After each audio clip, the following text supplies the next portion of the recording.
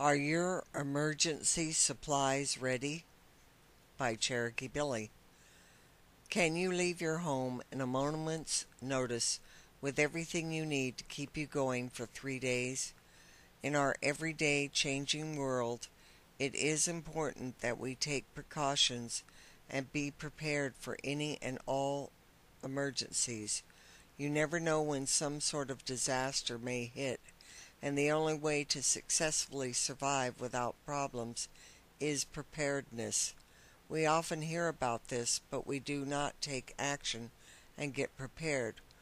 What I plan on doing here is outlining why you need to be prepared and what you should have ready at all times.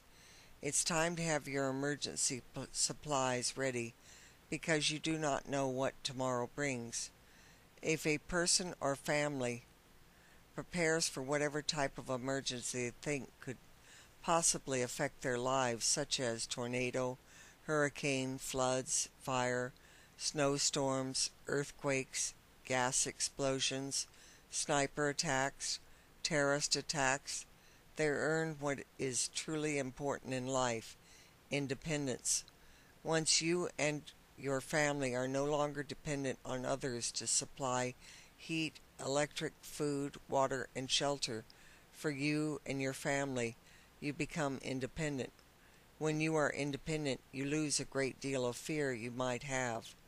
Best of all, you are now in the position to help your friends and neighbors. You will not be the person standing in a line hoping the government will help you. Independence, self-reliance, being able to hold your head up, knowing you can handle anything that life throws at you, that is what makes emergency preparedness important. By the way, the government hates and fears people who are prepared because it takes away their control. I am always telling you not to listen to the media or trust the government. There are so many reasons for this, but for now we are going to concentrate on getting you ready for any emergency. Here are some of the basics that I have done to be prepared for any emergency. I have 2 years of food storage in bottled water, the water in clear plastic, not white plastic, in my pantry. I'm stocked with all kinds of emergency and camping type supplies. I have a backup power source called an inverter that runs on batteries and will keep power going for at least 3 days. I also have a water tank with 500 gallons of water to supply my home. I have a backup of medical supplies for almost any situation, as well as any minor surgery or physical injury. One of the first things you need is what I call your flea bag. I call this the flea bag because you would be ready to flee in a moment's notice if you had to, and have enough to keep you going for at least 3 days. It's important to have a duffel bag in your closet for each member of your family ready at all times with the following: clothes, coat, jacket, durable shoes and socks, toothbrush and toothpaste, soap, shampoo, any medicines that you may take daily, multivitamins, 5 small bottles of water, small flashlight and extra batteries, important legal documents and cash in a plastic bag or container. A child's bag should contain some toys, crayons, and paper. For animals, you want to have a bag prepared for your animals with food and maybe even toys. It's also a good idea to have a cage for your animal because they are going to panic in an emergency and you need to keep them contained. Your emergency kit. A good emergency kit should contain the following: minimum 3-day supply of food and water with a 5-year shelf life. I recommend a 5-day supply per person.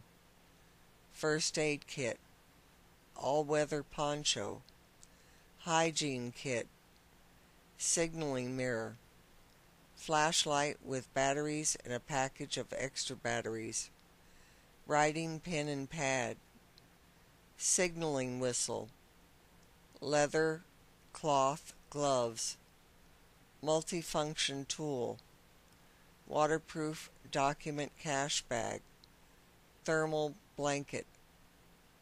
Here's what your first aid kit should contain.